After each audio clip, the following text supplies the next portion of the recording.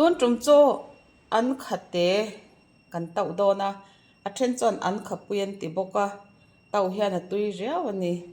tui din kan Tauh don nia kai ti vin kan han sil phota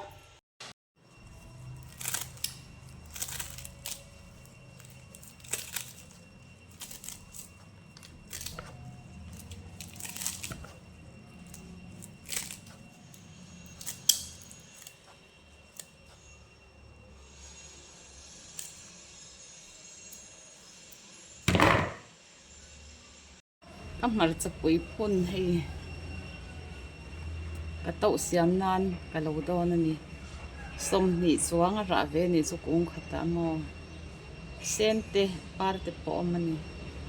kan Tauh siam tur chu kan lo siam tananga hei puron var marcha puron sen ho hi ania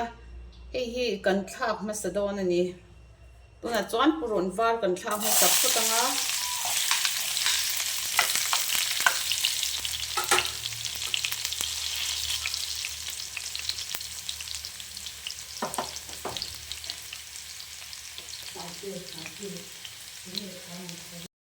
tuna chuan puron sen le marcha ka kan lo thakanga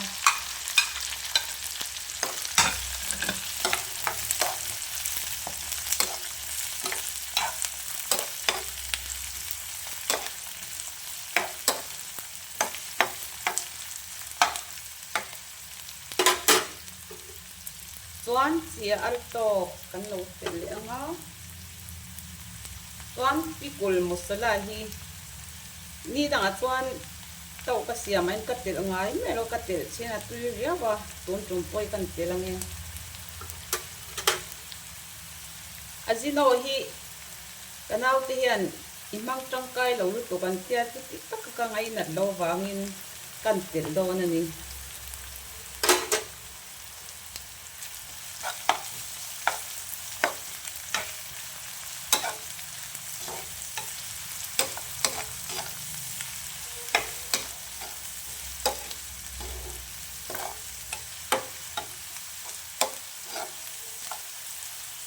kan kang uai te usen anga atok mai don ni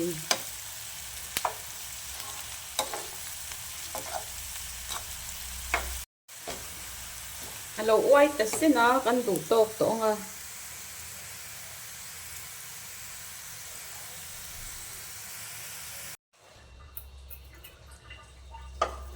kan thil kan tur hi amonga kan lo nan tel chete kan lo le anga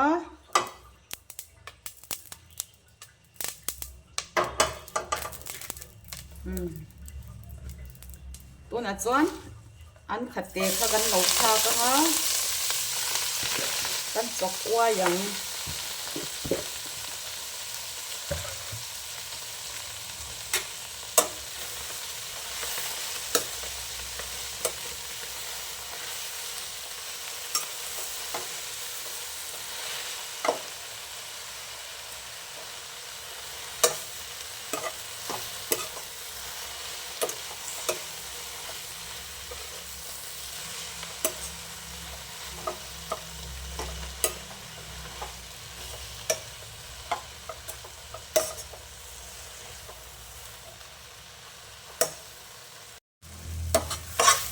lau takin kan chok le tanga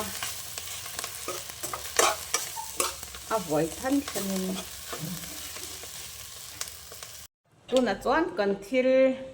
siam kha kan lo tel to anga bodom kan lo tel masa anga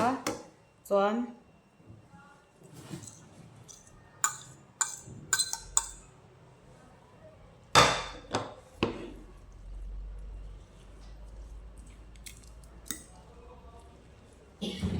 Tauh hi chi sang hianin kalo siam to thina a mix vele a bol lo ti dan a chuanin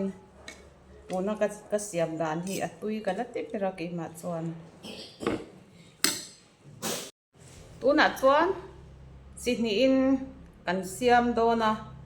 hei ui thet ka ti maya hei dora an zuat chu maya kho chak lama tanga siam mo ui thet ka ti maya hei hi kan tel don ani chuan hei hi tel lo anianga I chhong kwa hianin aui tel lo hi kan du kan om tlat maya chu wangin pakhata hi chuan ui thet hi kan tel don ani ati hanga atui khop maya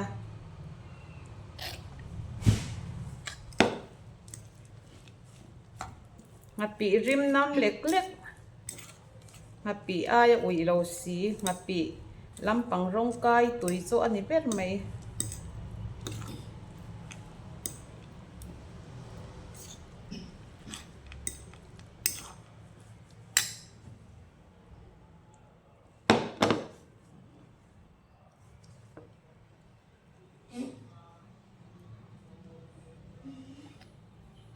kan du to ka nga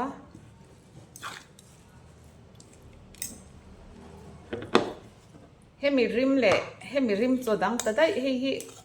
a rim ati theta ka tel tam lova ngapi rim nam em si lo khamo ati me na lo ti ve ro tui khop mai